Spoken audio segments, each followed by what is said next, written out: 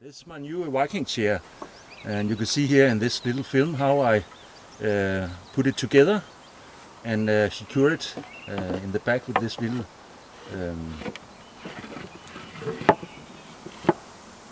little wedge. So it's very sturdy. Made it out of oak. I find it in a warehouse, and it was not as expensive as I thought. So I choose to make it in oak, and yeah, it's look very cool. And in here you can see my bed, and here you can see how I put it together. I made it so that I can pack it down, so it doesn't take much room, and then set it up like this. And you can see the rope that are going underneath and how they are attached to the frame. I got these poles 3 meters in length. I cut them up so I can have one side, one end, and 2 feet on the bed. And it's the first time I'm going to sleep on it. You can see here I have a wool blanket underneath and some sheep fur I just bought on top of that, and then I have my warm wool blanket, so I don't think I'm going to be cold tonight.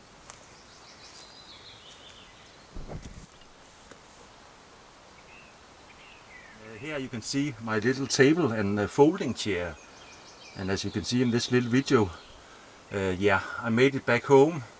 I haven't made a tutorial about it, but here's some clips that shows some of the process I'm using in making this little chair.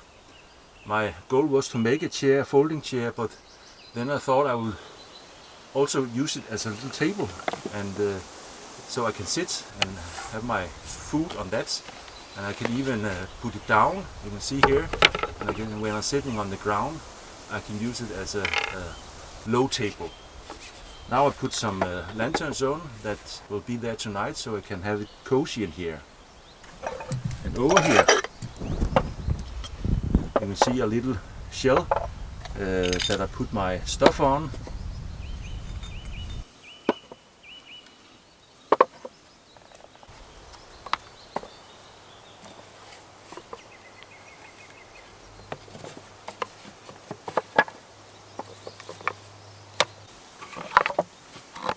This is the Viking chest I made for myself.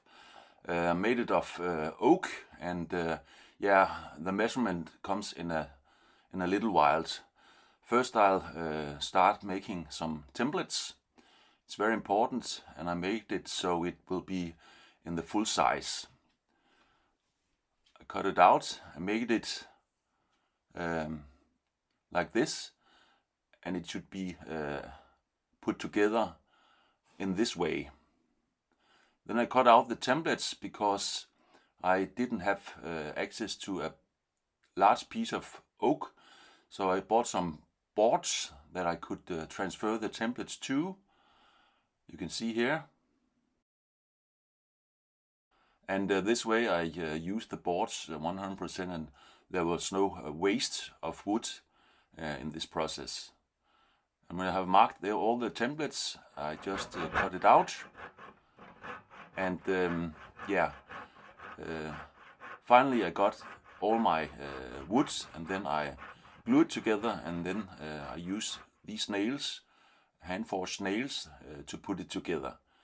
And here you can see the measurement, how big my Viking chest is. It's a good size, it's a medium size, and I think it looks very cool. It was exactly what I have wanted. You can see the back here. I got these hinges that I bought. They're a little bit small, but I think it's okay. And you can see on the sides I have made these so I can carry the chest, and so I can put my fingers in and lift the chest without any problems. I could have used rope, but I think this looked better. And here's some details of my chest and my little forge hammer that I tried to carve out. It's very difficult. I'm not very good at this, but yeah, it looks okay. And here in the bottom you can see I reinforced it with a little piece of wood so that it will be more sturdy.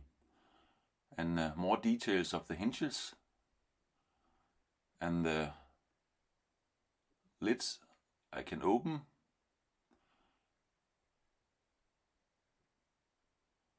And of course it could all the way around, so I have full access to my little chest.